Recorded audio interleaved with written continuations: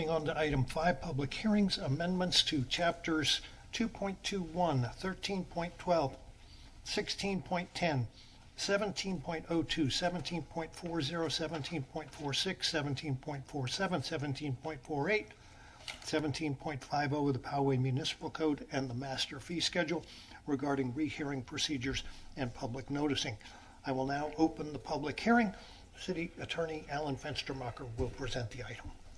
Thanks. So this item before you, Council, is part of staff's periodic cleanup and recommended edits to the municipal code.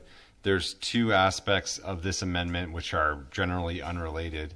The first proposal, which is the vast majority of the edits, is simply removing the rehearing procedure. And what that is the procedure whereby after the City Council makes a decision, as the code currently reads, if there is new or different information that is discovered within 10 days of the hearing that could not have been presented to the City Council, and was not known or available, then the City Council, an interested person can file an application for a rehearing that would come here to the City Council, not for rehearing, but to determine whether or not a rehearing is warranted under those very narrow circumstances.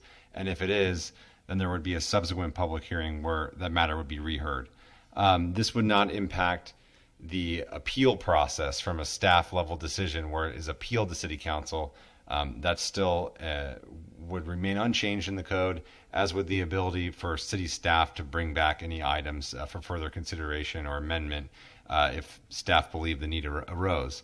The reason for this recommendation is the rehearing procedure was added in 1998. It's been very rarely used. There's been one application since I've been here in 6 years, and it requires quite a bit of staff time to, even if there's no basis for the rehearing, there's no new or different information, it's something that's been publicized for years, it's still required to come to a City Council hearing, and the staff believes that's, considering how rare it would be for the City Council to find that within 10 days there was significant new and different information that would change their mind on a decision that they just made. It's not a good use of staff resources to have that procedure. So that's the first aspect of this proposed amendment. The second aspect is noticing.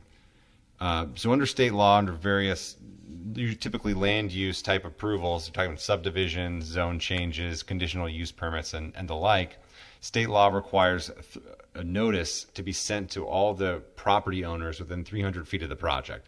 And so that's the property owners on the tax roll. The municipal code already requires a 500-foot notice. So that's above and beyond what state law requires.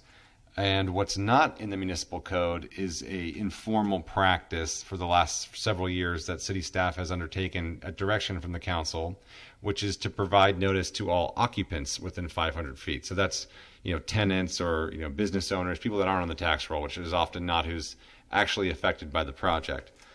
The proposed amendment would formalize that notice to occupants to actually be in the municipal code, which it is currently not. So then it's no longer an informal process, but actually required, by city law, and additionally shift all costs of both noticing procedures to the developer, which is generally standard in most cities, and we are amending the fee schedule to reflect that. So as it stands now, the city not only pays a third-party consultant to provide notice to all those occupants, but city staff actually is stuffing envelopes and paying for postage for notice to property owners. So this would relieve staff of that burden, and again, that would make private applicants pay their fair share for their private project. So with that, happy to answer any questions about these proposed changes, but it's an ordinance and a resolution in front of the council that would achieve those goals. Thank you, Alan. We have 4 speakers. Jeffrey Schmidt.